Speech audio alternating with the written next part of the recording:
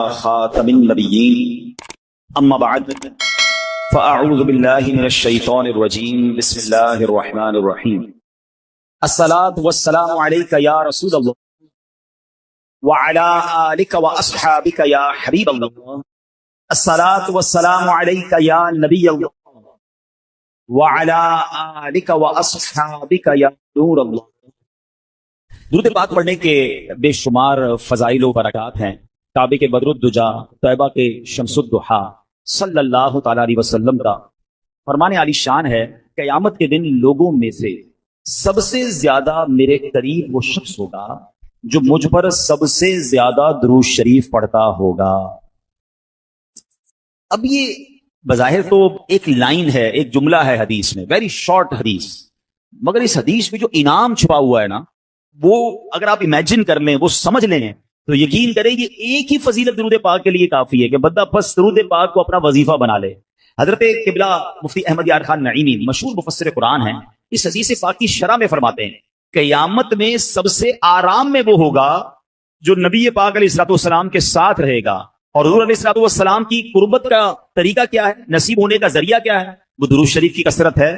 تو اس حدیث شریف سے معلوم یہ ہوا کہ درود شریف بہترین نیکی ہے کہ تمام نیکیوں سے جنت ملتی ہے، اور درود پاک پڑھنے سے بزم جنت کے دولہ مل جاتے ہیں۔ جو جنت کے دولہ ہیں، جن کے لیے یہ کائنات سجائی گئی ہے، اگر وہی مل جائیں، انہی کا قرب مل جائے تو پھر سبحان اللہ، پھر کون سی مشکل ہے۔ وہ شاعر کہتے ہیں نا، محشر ہے اگر محشر، کس بات کا ہم کو ڈر، محشر ہے اگر محشر، کس بات کا ہم کو ڈر، ہم جن کے ثنا خواں ہیں وہ بھی تو وہاں ہوں گے، آقا وہاں ہوں گے نا۔ اور اگر واقعی درود پاک پڑھتے ہوئے، ان کا ذکر کرتے ہوئے دنیا سے جائیں گے اور نبی پاک نے اپنا قرب عطا کر دیا، یقینی پرابلمز بہت ساری ہیں، محشر میں کتنے مسائل ہیں۔ آپ کو میں کتاب چاہوں گا کہ آپ اس کا کم از کم ایک حصہ ضرور پڑھیں، پوری پڑھ لیں تو کیا بات ہے۔ بہار شریعت، مفتی امجد علی اعظمی صاحب نے کتاب لکھی ہے۔ بہار شریعت کا جو پہلا حصہ ہے نا، وہ ایمانیات پر ہے، میرا اور آپ کا اللہ کے بارے میں کیا عقیدہ ہونا چاہیے، نبی علیہ الصلوۃ والسلام کے بارے میں کیا عقیدہ ہونا چاہیے، صحابہ کے بارے میں، فرشتوں کے بارے میں، قیامت کے بارے میں۔ امیزنگ، بہت ضروری ہے، بیسک کتاب ہے، یہ ہمیں پتہ ہی نہیں ہوتا، ٹھیک ہے۔ لیکن اس کتاب میں جب آپ قیامت کا باب پڑھیں گے نا، آپ یقین کریں، میں نے کئی بار وہ باب پڑھا ہے، ہم جب پڑھتے ہیں ایسا فیل ہوتا ہے، مفتی صاحب نے ایسا لکھا ہے کہ قیامت ہماری آنکھوں کے سامنے طاری ہو رہی ہے کہ پہلے کیا ہوگا، پھر کیا ہوگا، پھر کیا ہوگا۔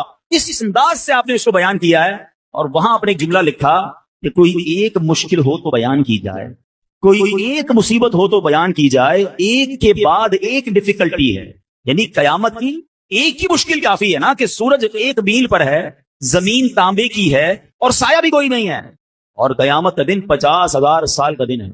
فرمایا حدیثوں میں کہ بندہ اس قدر پیاسا ہوگا کہ ہائے پیاس کی صدایں بلند ہو رہی ہوں گی، لوگ اپنی پسینے میں ڈبکیاں کھا رہے ہوں گے۔ فرمایا یہ ایک ہی مشکل کافی تھی، یہی اتنی خطرناک ہے۔ مگر فرمایا صرف یہ نہیں ہے، اس گرمی کے عالم میں حساب بھی ہوگا، سوال جواب بھی ہوں گے، نامہ اعمال بھی کھولا جائے گا، پل صراط سے بھی گزارا جائے گا۔ اب امیجن تو کریں کتنی مشکلیں، اللہ اکبر۔ مگر اتنی ساری مشکلوں کو جب آپ دیکھتے ہیں، اور پھر جب ایک ذات پاک کی طرف توجہ جاتی ہے، تو پتا چلتا ہے کہ ہر مشکل کا اگر کوئی سولوشن ہے تو جناب رسول اللہ صلی اللہ تعالی علیہ وسلم کے پاس۔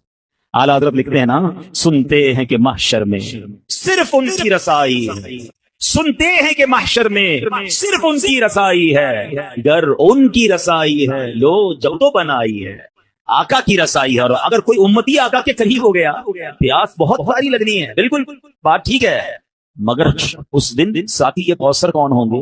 جام کوثر پلانے والا تو آقا ہی ہوں گے نا۔ اگر کوئی شخص نبی پاک کے قریب ہو جائے گا تو ہمیں بھی جام کوثر مل جائے گا، اور وہ جام کوثر ہے جس کے بارے میں حدیث پاک کے الفاظ کچھ اس طرح ہیں، شربتن ہنیئتن مریئا لا نظمع بعدہ ابدا۔ فرمایا ایسا شربت ہے، ایسا پیارا پانی ہے جو ایک بار پی لے اسے کبھی پیاس ہی نہیں لگنی ہے۔ اعلیٰ حضرت لکھتے ہیں نا کہ ٹھنڈا ٹھنڈا میٹھا میٹھا، ٹھنڈا ٹھنڈا اور میٹھا میٹھا، پیتے ہم ہیں پلاتے یہ ہے سلسلہ۔ یعنی آپ دیکھیے جو بھی مشکل ہے، اچھا اور کیا مشکل ہے؟ نامہ اعمال کھولے جائیں، عیب کھل جائیں گے، اتنے گناہ ہیں سب کو پتا چل جائے گا، جو پردہ ڈھکا ہوا ہے وہ پردہ کھلنے کا اندیشہ ہے۔ مگر میرے رضا کہتے ہیں کہ اپنے کرم سے ہم حلقوں کا، اپنے کرم سے ہم حلقوں کا پلہ بھاری بناتے، یہ مل کر صلی اللہ اور رنگے رنگے بے رنگوں کا پردہ، دامن ڈھک کر چھپاتے، یہ ہے صلی اللہ۔ پل صراط سے گزرنا ہے، لوگ کٹ کر جہنم میں گر رہے ہوں گے، گھبراہٹ کا عالم ہوگا، چیخو پکار کا عالم ہوگا۔ یہ برج، یہ پل تلوار سے زیادہ تیز، بال سے زیادہ باریک، مگر میرے آقا کا انداز کیا ہوگا کہ اسی پل کے کنارے میرے آقا سجدے میں جا کر اللہ کی بارگاہ میں کیا صدائیں لگا رہے ہوں گے، رب سلم امتی، اے اللہ میری امت کو سلامتی سے گزار دے، رب سلم امتی۔ میرے رضا کہتے ہیں سلم سلم سکی ڈھکی رس سے، سلم سلم سکی ڈھارس سے، ان سے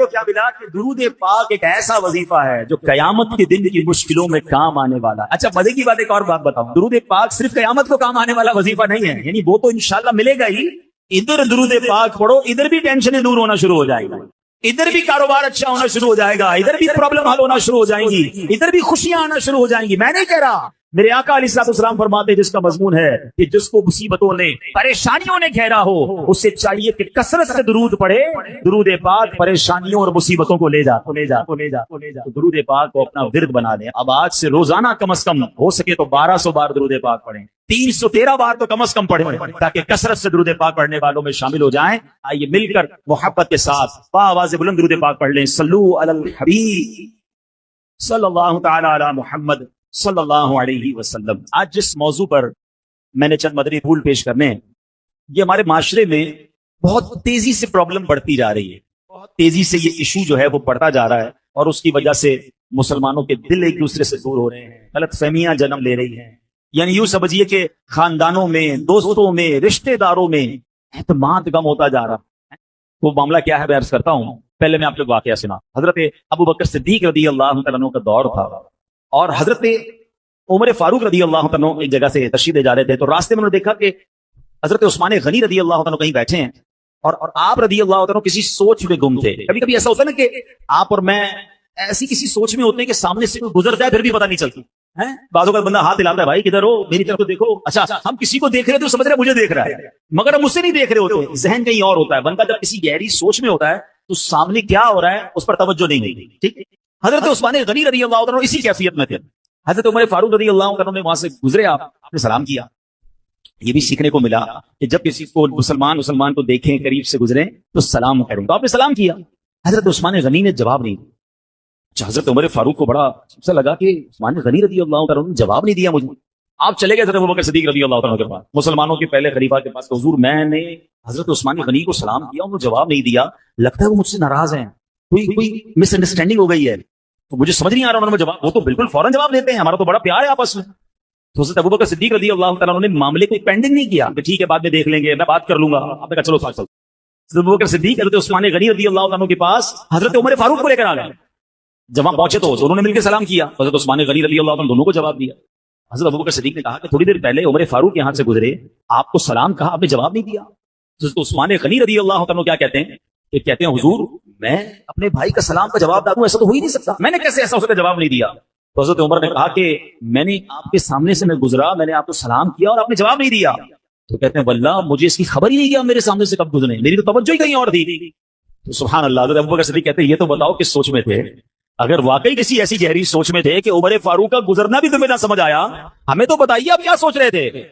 اللہ اکبر۔ ہمارے یہاں کوئی کسی سوچ میں گم بھی ہوتا ہے نا، تو سوچ ہوتی ہے کہ کاروبار کا کیا ہوگا، تو نوکری کا کیا ہوگا، دنیا کی پرابلم، یا بعض اوقات بدقسمتی سے کوئی کسی غلط کام، گناہوں والے کام کی توجہ میں گم ہو جاتا ہے.